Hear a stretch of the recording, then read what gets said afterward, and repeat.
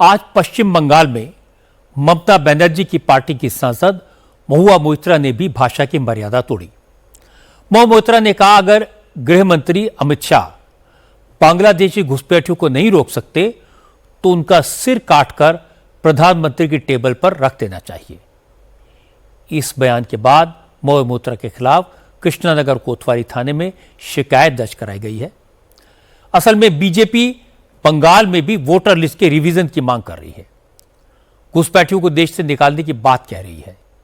इसीलिए आज महुआ मोइत्रा ने कहा कि जो लोग बार बार घुसपैठियों का मुद्दा उठाते हैं उन्हें यह सवाल देश के होम मिनिस्टर से पूछना चाहिए, क्योंकि घुसपैठ रोकने की जिम्मेदारी तो होम मिनिस्ट्री की है।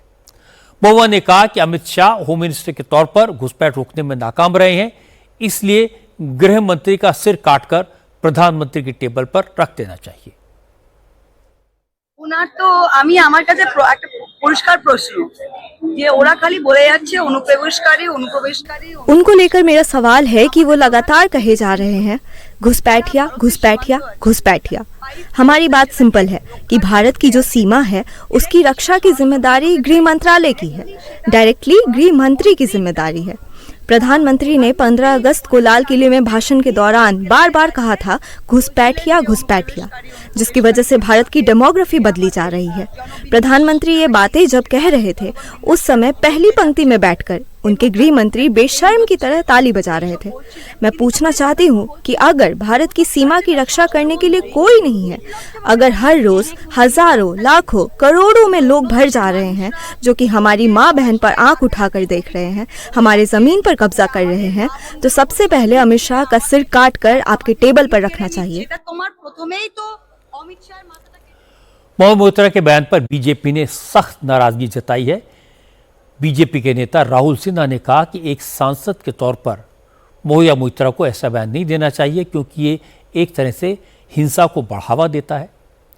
राहुल सिन्हा ने कहा, घुसपैठ के पीछे असली जिम्मेदार तो तृणमूल कांग्रेस की सरकार है, जिसने बॉर्डर पर फेंसिंग के लिए जमीन नहीं दी, जिसकी वजह से अवैध घुसपैठ हो रही है। इतना ही नहीं, इन घुसपैठियों को तृणमूल कांग्रेस के लोग ही आधार कार्ड और वोटर कार्ड दिलवा रहे हैं।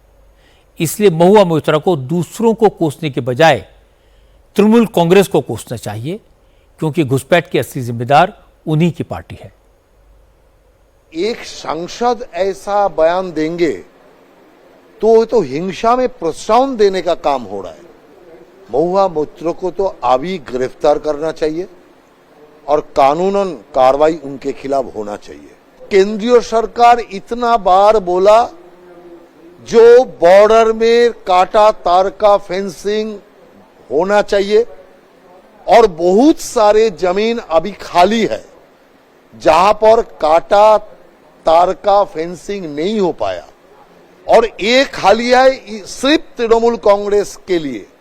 कारण सरकार इतना बार बोलने का बावजूद भी कोई जमीन नहीं दिया, तो उसी जगह से तो घुसपैठी घुस रहा है। कहाँ घुसते हैं तो तृणमूल का थाना एरिया में, पुलिस स्टेशन एरिया में, और वो वोटर लिस्ट में नाम कहां पर घुसाता है, आधार कार्ड कौन उनको बना के देता है, वो तो तृणमूल कर रहा है। इसीलिए महुआ मोइत्रा को तो गाली देना चाहिए तृणमूल कांग्रेस को, जो काटा तार का फेंसिंग नहीं करने दे रहा है। ये कोई सीक्रेट नहीं है कि बॉर्डर पर ऐसे कई गांव हैं जो बांग्लादेश से सटे हुए हैं। यहीं से बंगाल में घुसपैठ होती है, और घुसपैठ आज से नहीं, दसियों साल से हो रही है।